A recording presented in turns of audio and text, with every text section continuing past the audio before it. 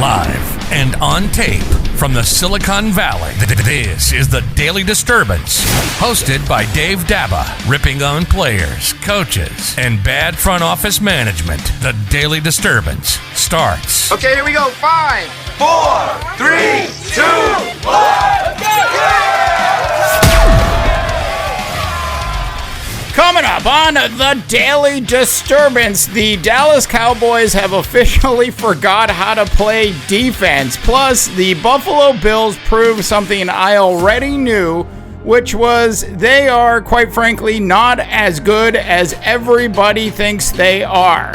And our feature story of today has to be this theory that maybe the National Football League needs to start to consider something called relegation when it comes to the entire National Football Conference East of your NFL. It is October 20th, a Tuesday of the year 2020. I'm Dave DeBaugh, and you have tuned in to the Daily Disturbance. All right, listen, if you haven't subscribed to the big show yet, please go ahead and hit that big red subscribe button when you have a chance. All right, so now let's dive into what happened on Monday afternoon and Monday Night Football. Like, I don't know about you, but I'm loving having multiple Monday Night Football games.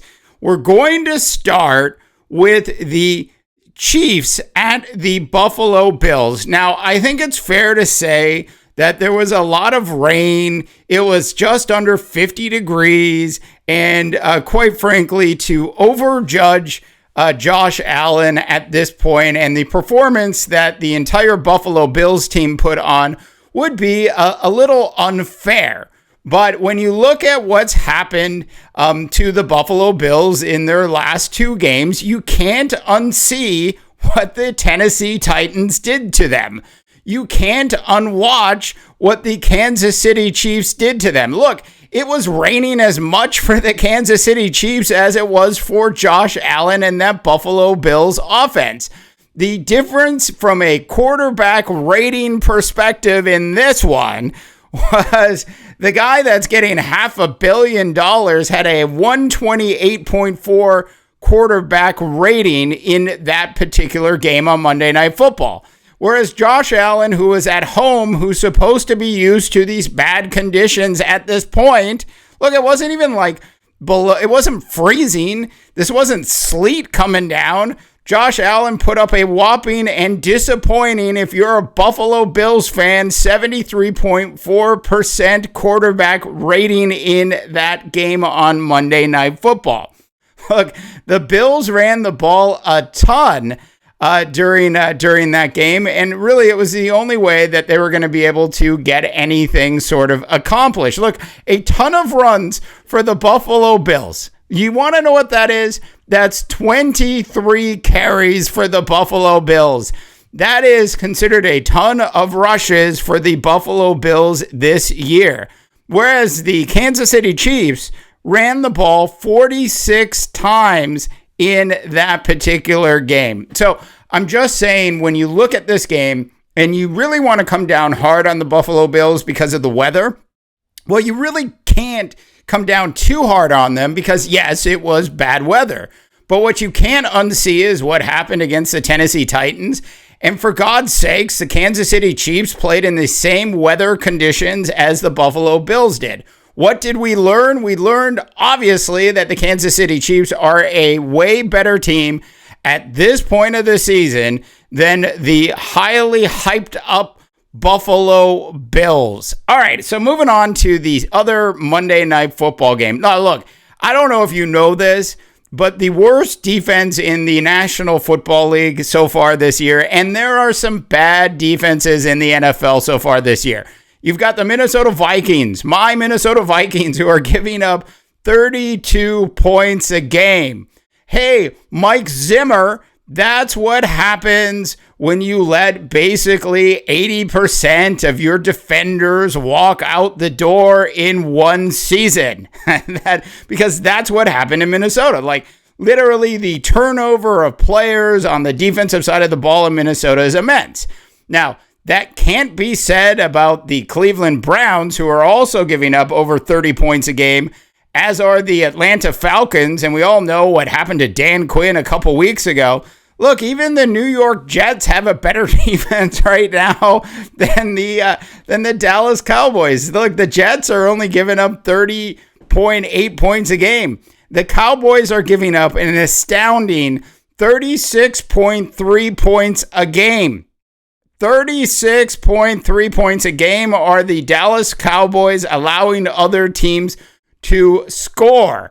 In last night's Monday Night Football game, it wasn't much different, was it? I mean, the Cowboys ended up giving up 38 points to the Arizona Cardinals at home. 38-10 was the final. I know you all know that already. But Kyler Murray, in case you didn't know, only threw 9 completions in that game. He was 9 for 24. To be honest, Kyler did not look that great, especially in the first 15 minutes of that game. The Cowboys went into halftime down 21-3. Look, you got to know, at halftime, Jerry Jones was probably sipping on a cocktail, pondering how great it would be to have Jason Garrett back as his head coach. Because as bad as Jason Garrett was at times, you know that Jason Garrett would have at least had this Cowboy team a little bit more prepared to play. This defense of the Dallas Cowboys at this point, there's only one word for it, and that is disgraceful. Did you know that if they keep it up, they will give up the most points in the history of a season inside the National Football League? Way to go, Dallas. It's not like you've got a bunch of new players on defense. You simply just have a new head coach who, for whatever reason, is not motivating the players the way they need to be motivated. Now, I do have to say this. Towards the end of the game, you know how like when you're at the end of a football game and there's a team way ahead, like the Arizona Cardinals were last night, they were way ahead. All the Cardinals were trying to do was run out the clock. That's all they were trying to do. They were going to run the ball a couple times. They didn't even care if they got a first down. They were just going to run the ball a couple times, and that was going to be it. So they hand the ball off to Kenyon Drake, and before Kenyon Drake realizes it, he shoots through the defensive line untouched. He's now in the early part of the secondary untouched. All he can see is the end zone, which was 69 yards away when he started his run, and it got closer and closer and closer, and nobody even came close to touching him. Look, it would have been a touchdown in a flag football game. That is how bad this Dallas Cowboy defense is playing. An absolutely disgraceful defensive performance by the Dallas Cowboys at this point. And you know Jerry Jones has to be regretting this decision to bring in this sort of less than progressive old school coach in Mike McCarthy, who is in real trouble at this point. Now to our feature story. Now, we try to do these shows in 10 to 15 minutes in length, so they're not too long. You can slip them in. Go ahead and subscribe to The Big Show. I'm supposed to say that a lot, I guess. So if you haven't subscribed, please go ahead and subscribe. But our feature today on the Daily Disturbance is really about this concept that we floated a couple weeks ago on our mighty.rip website. And that was this very idea that maybe the National Football League needs to start considering something they do in European soccer in the Premier League called relegation. Now, relegation is when a team does so poorly that it gets essentially kicked out of the top league, has to go down into sort of like a mid-minor league to work its way back up into the Premier League. It is an absolutely brilliant way of running a organization when you think about it. Now, the Dallas Cowboys, as much as I rip in on the Cowboys this year, they are 2-4, and they are actually leading their division. That is how bad the entire NFC East is at this point. Now, if you're wondering, Daba, who's in second place? Or as my announcer says, Daba, who's in second place? And I would say it's the Philadelphia Eagles, who are by far the best 1-4-1 team in the National Football League, aren't they? And then in third place is a tie between the Washington football team and the New York Football Giants. In case you're wondering if it even matters to you, the Giants currently hold the tiebreaker over the Washington football team, which puts the Washington football team in last place at 1-5.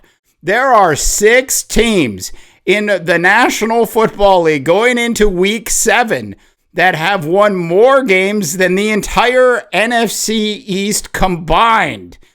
So this very idea of relegation and of taking a team or two a year and sending them down because they're playing so poorly maybe needs to be something that the National Football League starts to consider. All right. Thanks so much for tuning in to today's Daily Disturbance. I want to know what you think about relegation inside the National Football League. Let me know. Put your comments down on the show. Tell us what you think. If you agree or disagree, I don't really care at this point. Daily shows, 10 to 15 minutes in length. Make sure you do check out our Big Sports website at mighty.rip.